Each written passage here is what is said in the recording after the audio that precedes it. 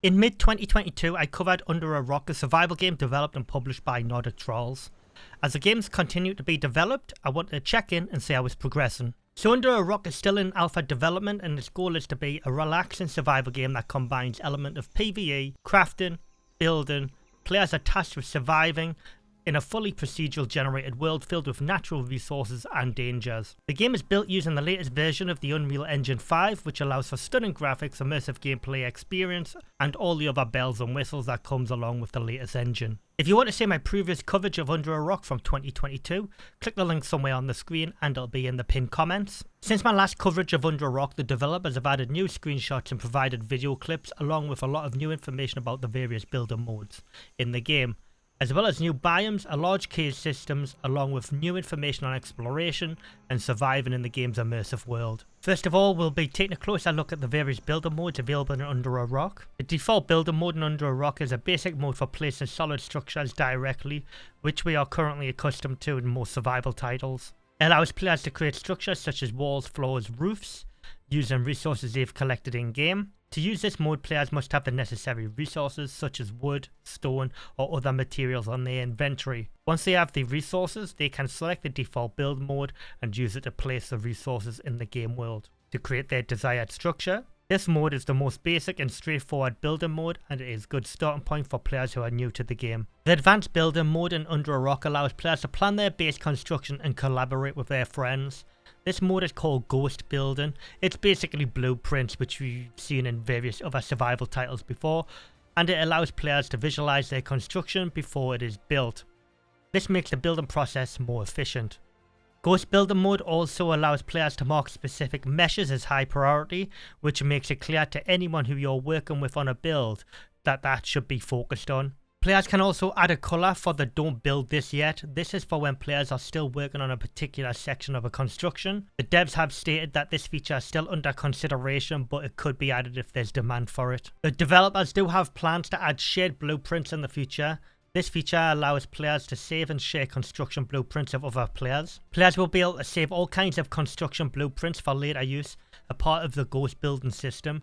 This will enable players to quickly establish a campsite, a storage room, or even a larger base in a new location, provided there is ample space available for the placement. This feature will provide players with greater flexibility in building and allows them to share their designs with their friends and other players, making the building process more efficient and fun. Players will have almost complete freedom to build wherever they want. The game's developers have stated that there will be very few rules limiting how and where players can build. Players will be able to build on the ground, in trees, even inside of caves and underwater. The game developers have stated that they will not stop players from building in these areas, though the inhabitants of the game's world may try and stop them. This freedom to build in different locations and environments provide players with unique, exciting building experience and make the game more challenging and fun. The cave system in Under a Rock is an exciting addition to the game's environment. They come in all shapes and sizes from small to massive, with the largest ones being a whole new biome in themselves. The caves are home to a variety of creatures that players will have to contend with,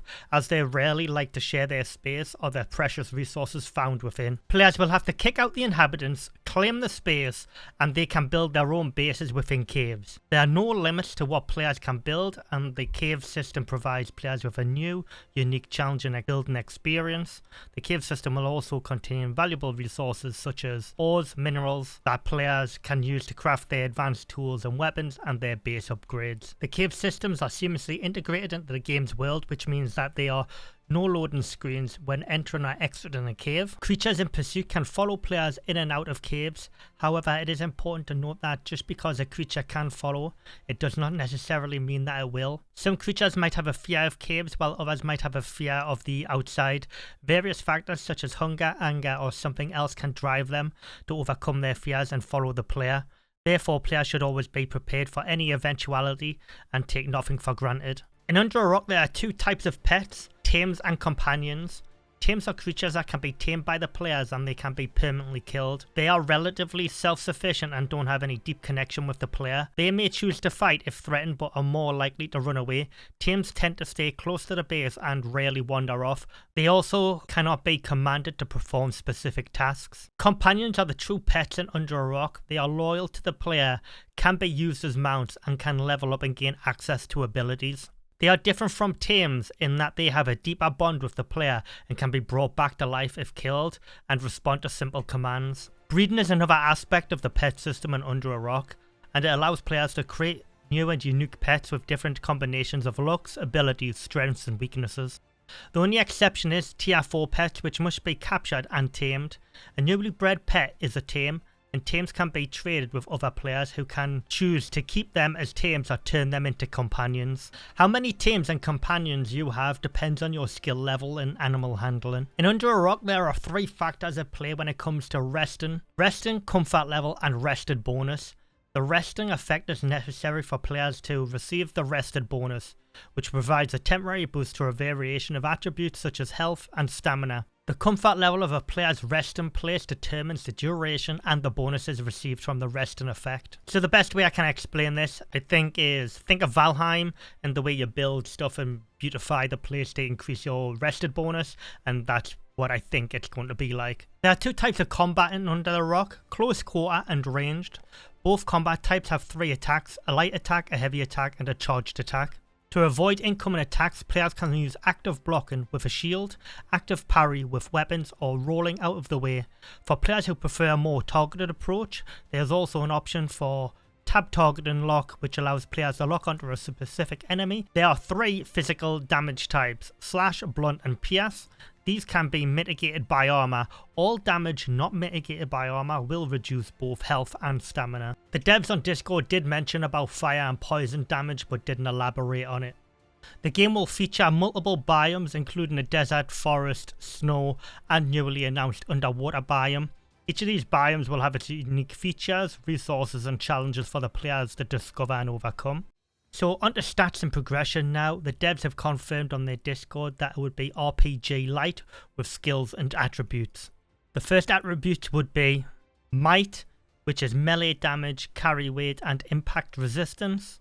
Finesse, max stamina and lightning resistance. Vitality, which is max health and decay resistance. Toughness, which is stability, health regen and frost resistance. Discipline, range damage, negative effects duration and fire resistance. The skills are broken down into 3 categories. Combat skills are swords, axes, knives, clubs, spears, bows, unarmed, shields, armor, parrying and rolling. The survival skills are as follows: swimming including diving, jumping, climbing, animal handling including riding, sneaking and mysticism. Crafting skills are as follows: hunting, mining, harvesting, fishing, cooking, farming and crafting. There is a number of resistances in Under a Rock that can benefit you. They are as follows: impact, lightning, decay, frost, fire and supernatural. In Under a Rock, all actions that use stamina will generate experience for designated skills. For example, jumping will give you a jumping skill experience, while crafting will give you crafting skill experience. The skill-based system allows players to focus on activities they enjoy and become more proficient in them over time. Players gain experience in a particular skill, they will be able to perform that skill more efficiently and effectively. This encourages players to try different activities and discover new ways to survive and thrive in the game's world. The skill-based system adds an extra layer of depth to the gameplay, allowing players to personalize their experience and progress to their own pace. The skills that receive experience in Under a Rock also give a trickle-down effects to attributes. For example, gaining experience in jumping will give you a small amount of experience in vitality attribute and a tiny amount in all other attributes. This means that leveling up a skill, player will also be leveling up their attributes and becoming more powerful overall. This system encourages players to engage in a variety of activities and not just to focus on one skill. It also allows players to build their character in a unique way and tailor their experience to their playstyle. The attributes in Under a Rock also give trickle-down effects to resistances. For example, leveling up vitality attribute will give a small amount of experience to decay resistance and a tiny amount to all other resistances. This means that by leveling up your attributes, players will also be leveling up their resistances and becoming more resistant to certain types of damage or negative effects. When a player dies, anything equipped to the character will not be dropped, but anything in the player's inventory will be dropped on death. This means that a player will keep any armor, weapons or tools they had equipped, but any items they were carrying in the inventory will be lost. Items that are not dropped will suffer a high percentage of durability loss. that cannot be mitigated. This means that a player's equipped items will be damaged and they will need to repair them before they can get used again. However, there is a random chance that the player's consumable items could be destroyed upon dying. Each stat that loses experience will retain the amount in an individual experience pool. This means when a player loses experience in a stat, that experience is not lost permanently, but instead is stored in a separate pool for that stat. When a player gains experience in that stat again, so you don't have to grind your way back up to where you were before. The experience pool will be visualized on each individual experience bar, so players can see how much experience is stored in the pool and how much they need to gain to level that stat up again. The game is co-op between 1 to 5 players, and there will be cross-platform available on consoles and PC. If you're interested in following the development of Under a Rock, you can join their Discord. The developers are always chatting in there, and there's plenty of other people in there to chat to. They're always releasing screenshots and video clips and stuff like that. Thanks for watching this video. I hope you found it informative and you enjoyed it. If you did, please leave a like on the video and comment down below. Also consider subscribing to my channel for more updates and coverage of Under a Rock and other survival games throughout 2023.